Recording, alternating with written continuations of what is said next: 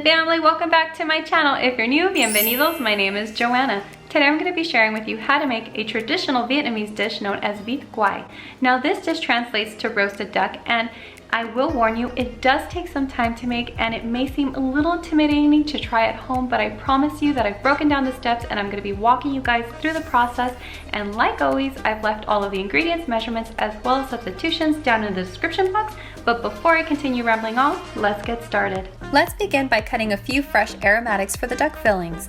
Cut a small piece of ginger into thin slices, similar to something like this, before setting it aside. Then cut some green onions into smaller sections into about 2-inch segments or so, like shown here. Set these aside as well. We'll also need some shallots. Mine are a bit large, so I'm gonna cut them in half before setting them aside with the other aromatics. Moving on to the marinade, to a bowl add some soy sauce, sugar, some mushroom seasoning, garlic powder, some cooking wine. I'm using a rice wine here, 5-spice powder, a bit of ground annatto powder for coloring, a bit of salt and pepper for seasoning, a bit of honey for some additional sweetness, as well as some hoisin sauce. Whisk until all the ingredients come together to form the marinade. To clean the duck, we're going to make a quick paste to help with this process. To a food processor, add some fresh ginger, some cooking wine, along with some salt. Cover and process until you have a thick paste-like consistency similar to this. Before cleaning the duck, make sure its cavity is empty, and if it happens to have any excess skin around the neck area, now would be a good time to trim it off. But mine didn't really have any this time. Take the cleaning paste that we made earlier and begin to rub it all over the duck, making sure to place some inside of the cavity as well, because we're going to be rubbing this paste in all of its nook and crannies. If it's your first time cooking duck at home, you'll notice that the raw duck meat smells a bit different to raw chicken. Its odor is more comparable to that of raw turkey meat. So this paste is going to completely neutralize this odor and is going to make the duck meat very appetizing later on. Once you've rubbed the paste all over, it's time to let it rest in the refrigerator for 15 minutes. In the meantime, sanitize all the work areas that come in contact with the raw duck meat. After, rinse the duck under a gentle stream of cool running water to prevent water from splashing everywhere. Also, be sure to rinse the cavity as well. With the duck meat now clean and odor-free, we're ready for the next step. Here I'm using some napkins to dry the duck from any excess moisture so the marinade can stick better. Taking the marinade we made, I'm going to place about 2/3 of it in the cavity and use the rest to coat the outside skin of the duck. All we have to do is make sure that the marinade is rubbed all over the duck as well as in the cavity, and once it's been coated in the marinade, I'm going to place the aromatics we cut in the beginning inside the duck's cavity. A tip I learned from my mother-in-law is that it's best to try to stuff the cavity with as much of the aromatics as possible, because they're going to infuse the duck meat with so much flavor. Once the aromatics are in the duck's cavity, it's time to seal it up using a bamboo skewer. The way to do this is to pierce the outside skins together and begin weaving the bamboo skewer through the outer skin folds in a sewing-like fashion until you've been able to weave it all the way through to the top, similar to how I'm showing here. You can then break off any excess portion of the bamboo skewer.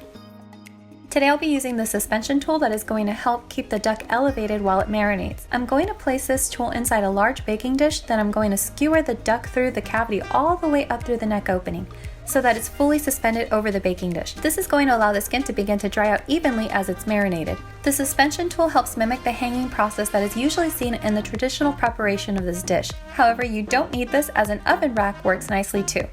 Now place this in the refrigerator to marinate overnight, or at least for 5 hours.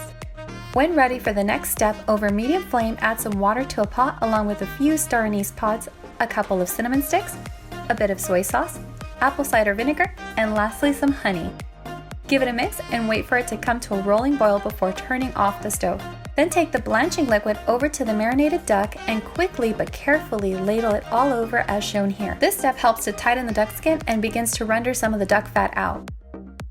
Once you've blanched the duck and it's cool to the touch, transfer it out of the blanching liquid area. Something I forgot to mention earlier is that you can choose whether or not to keep the duck wings. My mother-in-law typically likes to trim it off at this joint here, but what I like to do is actually fold the wing over back on itself so that it's held nicely in place at the back of the duck, as I'm showing here in the video. But whichever way is fine. At this stage, the duck skin should have a tightened appearance, but it's still a bit too moist to roast. Traditionally, at this step, the duck is hung up to dry outside for a few hours, so the skin can later take on a really crispy texture when roasted. But what our family likes to do is place it back in the refrigerator to rest overnight. This is going to draw out the excess moisture from the skin in a similar way, just in a more temperature-controlled environment. The following morning, it's time to make the glaze. To a bowl, add some ground annatto powder. This is going to give the roasted duck skin a really nice red color. Then add some apple cider vinegar and some honey. Traditionally, maltose, also known as malt sugar, is used to give the skin its glossy sheen, but since it can be a bit difficult to find, honey is a great substitute. Mix this until it comes together, and that's it for the glaze. Use a brush to evenly coat the duck with the glaze, making sure to glaze the entire exterior. Once glazed, you can transfer the duck to a roasting rack, but I'll be using the same suspension tool to roast it on. If you have a way to roast the duck on a rotating skewer on a grill, that's going to give you even better results, but whichever method you choose is fine. Now to a preheated oven of 375 degrees Fahrenheit, place the duck near the lower level of your oven. Cooking time is usually 25 minutes for every pound of duck meat, so since my duck is about 4.5 pounds, I have to cook it for about 2 hours. During the cooking process, however, we're going to take it out of the oven every 20 minutes so we can reglaze the duck, making sure to coat it on all sides again. Repeat this process until the allotted cooking time is complete and the duck has been cooked all the way through. When done cooking, take it out of the oven to rest. The skin will have a beautiful red color with a glossy sheen all over on all sides. As tempting as it is to enjoy it right away, we need to cover it with foil so it can rest and the meat juices can redistribute evenly throughout. So let it rest for 15 minutes. To serve, you can plate it just like you would a Thanksgiving Day turkey, garnish with the filling aromatics, and have it carved in front of your guests while at the table. Another way to enjoy this dish is to have it served to guests already cut into small sections of meat alongside an array of edible decorative veggies like shown in the video, and a simple dipping sauce which I'll leave the recipe for in the description box as well. The skin is incredibly crispy thanks to all the carefully planned steps we took during the preparation of this dish, while the meat, however, is succulent, tender, and boasting an amazing rich taste. If you've never tried duck before, I hope this recipe inspires you to try this savory dish. It's a perfect way to impress your dinner guests during the holidays, or just really any day you feel like making a special meal for someone. Thank you so much for watching. If you like this video, don't forget to give it a big thumbs up, comment, share, and subscribe to join our wonderful Fusion family. And for video notifications, don't forget to click the little bell icon that looks something like this, and I'll see you guys next time. Suerte! You messed me up, God. You made peace? Yeah, I did actually. Me siento que tuviera la cabeza bien hueca ahorita. I don't know why I can't think today.